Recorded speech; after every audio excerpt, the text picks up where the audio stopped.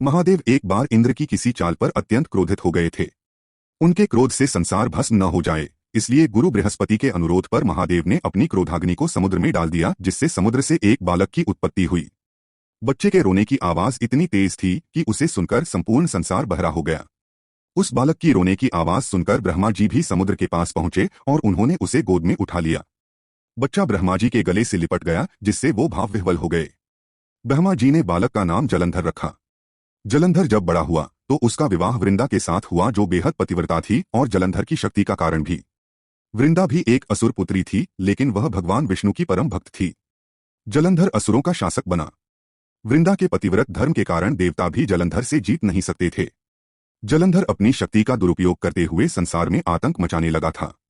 वह देवताओं की पत्नियों को भी सताने लगा था, जिसमें भगवान विष्णु की पत्नी देवी लक्ष्मी भी थी। जलंधर का आतंक दिनोंदिन बढ़ता ही गया। अब वह पार्वती जी को अपने अधीन करना चाहता था। इस कारण शिवजी उस पर अत्यंत क्रोधित हो गए और दोनों के बीच भयंकर युद्ध होने लगा। लेकिन जलंधर की शक्ति के कारण महादेव उसे हरा नहीं पा रहे थे। जलंधर की हार तभी संभव था जब उसकी पत्नी वृंदा का पतिव्रता धर्म भंग होता। वृंदा का पतिव्रता धर्म भ्रष्ट करने भगवान विष्णु जलंधर का रूप धारण कर वृंदा के पास पहुंचे।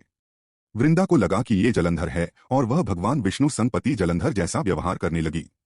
इस प्रकार वृंदा का पतिव्रता धर्म भंग हो गया और महादेव जलंधर का वध कर सके।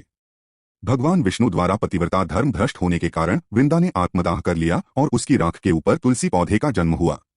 इस प्रकार वृंदा आज के युग में तुलसी के रूप में जानी जाती है।